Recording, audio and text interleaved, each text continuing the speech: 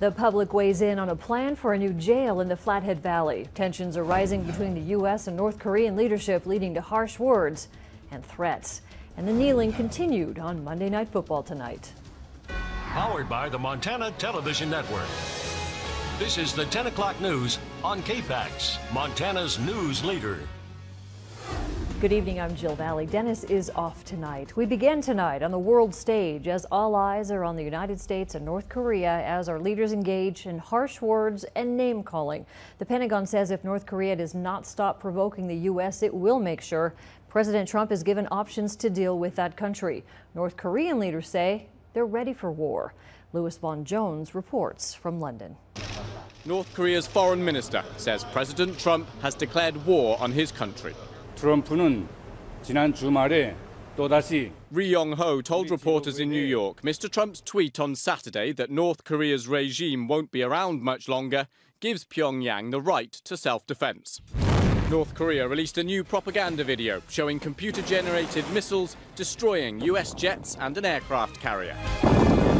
It warns American forces will be headed to the grave if the US attacks the North.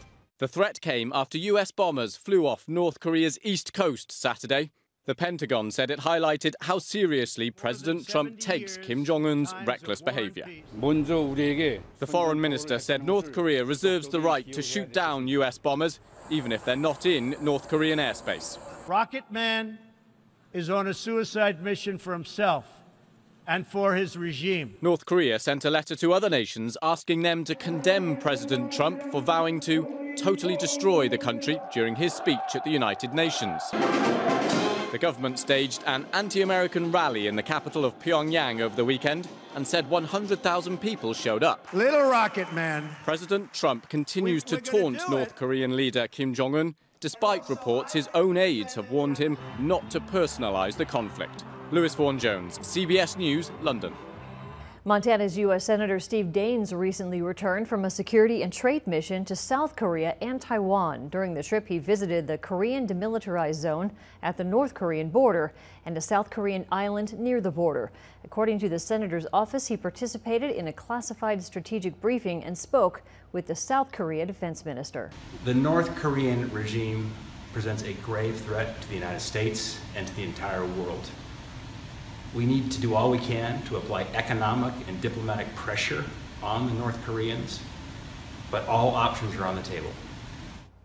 During the trip, Senator Daines also met with leaders in Taiwan to talk about expanding wheat, beef, and coal exports to that country. According to Daines's office, Taiwan is Montana's third largest export market in Asia.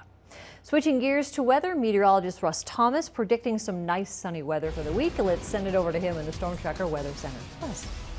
Thanks, Jill. Yeah, we are going to see some great weather today. Not as nice as what I think we're going to see moving forward. Here's what we've got as far as our temperatures go around the state. We've got 51 Missoula, 50 in Kalispell, a little cooler 46 in Cut Bank right now. Generally around the state, 40s and 50s, 50 in Haber, 53 in Great Falls. Satellite and radar image, we're looking at cloud cover still hanging around western Montana. We'll start to see a few more breaks as we move toward the morning hour. And in fact, I think a little more sunshine for our Tuesday, and then it really gets nice for the second half of the work week. And I'll have more on that coming up.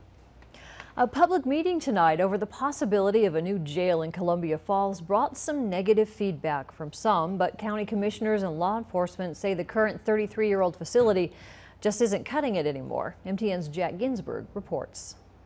The current county jail is located above the Sheriff's Department in downtown Kalispell. The site recently added 40 more beds to accommodate the amount of people coming in every day. The commissioner's office and sheriff have come up with 5 different plans, one of which would expand at the current site. In the past, the county has had to expand here at the current jail site.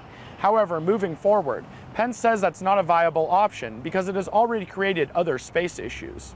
We're kind of running out of real estate for parking and everything else that's required. So when we keep expanding these buildings, we're just kind of choking ourselves off. One of the options is a site in Columbia Falls owned by Weyerhaeuser.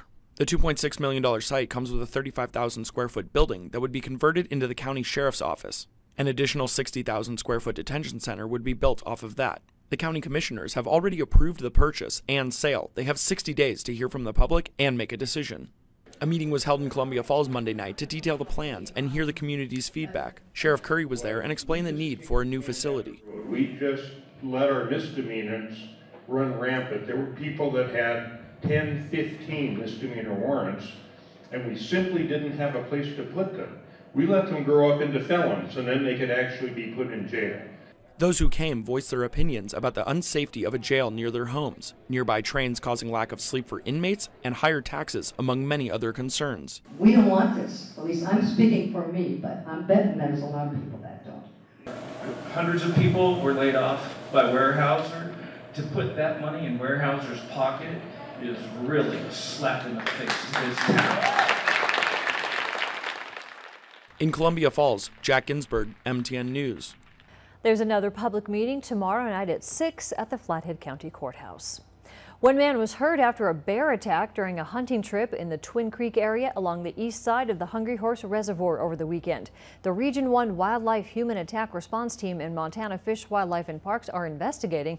They did not specify what kind of bear was responsible for the attack. They do know that the victim was an adult man who was hunting with a friend near Spotted Bear River on Sunday morning. Initial reports reveal it was a surprise encounter in a very brushy area. We do not know how badly the hunter was hurt, but his hunting partner took him to the hospital. The incident remains under investigation. The Montana Highway Patrol says alcohol is a suspected factor in a rollover crash that killed a Noxon man near Lost Trail Pass over the weekend. The patrol says it happened between midnight and 6 in the morning on Sunday, but dispatchers did not get a report until just before 5:30 that afternoon. MHP says the 34-year-old man was the only occupant in the Dodge pickup truck when he drifted off the road on Highway 93 near Lost Trail Pass. The man was not wearing a seatbelt. He was ejected from the vehicle. This is the 144th deadly crash in Montana so far this year. It remains under investigation. The fourth and final University of Montana presidential candidate has decades of experience in university administration. Dr. Charles Ambrose is currently the president of the University of Central Missouri. Previously, he was the youngest college or university president to serve in North Carolina. As MTN's Eric Clements reports tonight, Dr. Ambrose says his experience makes him a top candidate to lead UM. Dr. Charles Ambrose boasts 20 years of experience as a university administrator and says he's eager to continue as he vies for the presidency of the University of Montana. I've got a lot of gas left in the tank, and I think extending that kind of experience to the opportunities and challenges ahead for the University of Montana puts me in a place where I can provide leadership day one. As a president, Ambrose says he focuses on ensuring students have the tools they need to graduate, including loan counseling. We incentivize students to stay on track to get their degree. We make certain that we give them all the support for career services and placement to leverage that degree once they graduate, and we graduate them with less debt. So that means when they come out into the local economy, they're more ready to buy a home, contribute, have less encumbrance on them to be productive.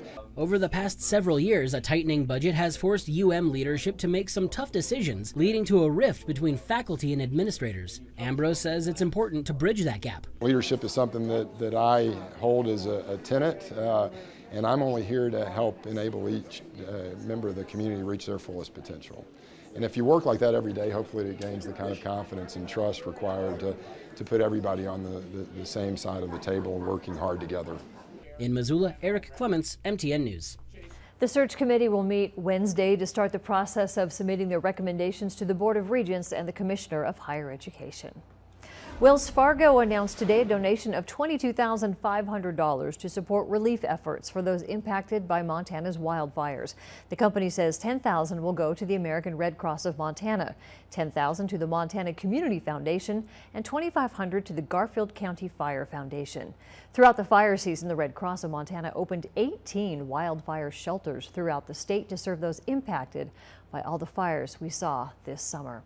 And thank you so much to everyone in Montana and beyond the borders who so generously donated to our Montana Wildfire Relief Fund. We've teamed up with the Montana Community Foundation to help those impacted by the fire. So far, we've received over 800 individual donations, raising more than $145,000.